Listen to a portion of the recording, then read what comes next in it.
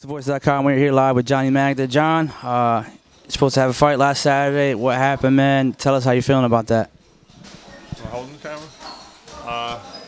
Yeah, the guy, 2 hours before the fight, he sprained his ankle, and it's tough because you train for a fight. You work hard for, however many weeks, training, and to find out that, a couple hours before you go to fight, you're not going to fight. It's tough, but we got another fight coming up, so I'm going to just look forward to that. And what date is that fight? Is that the December 14th fight in AC? Yeah, December 14th in Atlantic City. So that's going to be on an NBC Sports fight night card? I believe so. I'm not sure what it is. I know my fight won't be televised, but we're looking, hopefully sometime soon we'll get it on TV. Now, you're still working with Pete. Has Pete mentioned anything about a promoter or anything like that? We've been working with, we just started, I've only had 3 fights, so the 4th fight would have been under, now I'm not signed with Main Events obviously, but it would have been on their card, and I'm looking to hopefully in the future be working with them, if everything works good, Now, obviously, you're fighting at 68.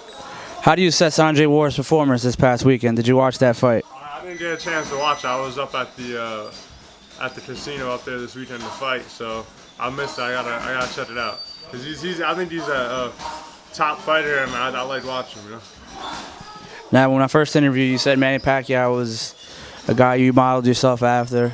How do you see his fight playing out this weekend with Brandon Rios? He should beat Brandon Rios. I think Freddie Roach said something, if he can't beat him, he needs to retire, and I think that's a true statement, because if he's falling off that much, he should be able to beat a guy like Rios. Rios is a tough fighter, but I don't think he's on Pacquiao's level. And December 14th is when we'll see you. Do you have an opponent lined up? Is it a 4-round or 6-round, or what we got going for you?